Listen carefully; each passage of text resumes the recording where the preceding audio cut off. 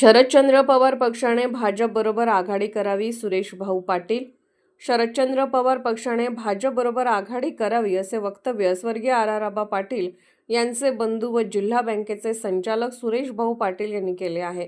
सांगलीमध्ये जयंतराव पाटील, आमदार रोहित पाटील तसेच इतर मान्यवरांच्या उपस्थितीत नवनिर्वाचित जिल्हा परिषद सदस्यांच्या सत्काराचा कार्यक्रम आयोजित करण्यात आला होता. यावेळी त्यांनी आपले मनोगत व्यक्त करताना आपले राजकीय मत मांडले आहे. यावेळी त्यांनी दिलखुलास भाषण केले तर नवनिर्वाचित जिल्हा परिषद सदस्यांचा जयंतराव पाटील यांच्या हस्ते सत्कार करण्यात आला. पाहूया ते काय म्हणाले ते. महाराष्ट्र वेद न्यूजसाठी मुख्य संपादक लक्ष्मण सनगर, कवठे महांकाळ. फारसं बोलणार नाही सर. गेल्या 10 वर्षामध्ये आबांच्या नंतर तुमच्या नेतृत्वाने काम करत असताना मला जो काही त्रास झाला, मला विरोधाचा पण त्रास झाला, सोक्याचा पण त्रास झाला. तो त्रास होत असताना तो मी सहन केला साहेब. आता मला पाठबळ तुम्ही देत होता.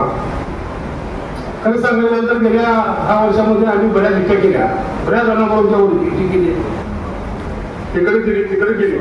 पण ज्या इथे गेली त्या आम्हाला फार अपेक्षा आलं साहेब. कारण आमच्या सुद्धा आमच्या इथवाल्याची पाठल्या मागच्या मध्ये उभा राहिलो त्यावेळी मध्ये शिबिर पडली. तिकडे गेलो, वाटून कमी यायचं, त्यातली पाडापाडी करायची. माझ्या मागच्या पंचायतीने साहेब उमेदवार माझे 25-25 मतांनी निवड आले अगदी काठावर. माझ्या हिच्याबरोबर मी जी दिली होती त्या सगळ्यांनी माझ्याबरोबर बंद पडले. त्यावेळी मी रोहित पाटलांना म्हणलं की आमदार साहेब आमचं झालं, तुमचं बघा, तुम्ही स्वतंत्र करता का बघा म्हणले. असं ते पण तयार झाले, मी पण त्याला तयार केलं. आणि तासगाव पंचायत समिती सुटली तर आम्हाला चांगल्या पद्धतीने यश आलं. पण तासगाव पंचायत समिती सुद्धा आमच्या शेता 20-21-100 मला याद केले. हा त्रास साहेब आहेच. कोणाकडे येऊन येत्या तुमच्याकडे मला अध्यक्ष करा म्हणून साहेब. माझं कुटुंबात काही चर्चा झालेली नाही, तुमच्याबरोबर मी काय अजून सल्लामसलत केलेलं नाही. पण माझं व्यक्तिगत मत आहे साहेब, त्या सगळ्यांना पुन्हा सत्तेत घ्यायचं. यांचा त्रास म्हणून आम्हाला 10 वर्ष व्हायचा. आमदारगिरी आमचे विरोधावर असतात.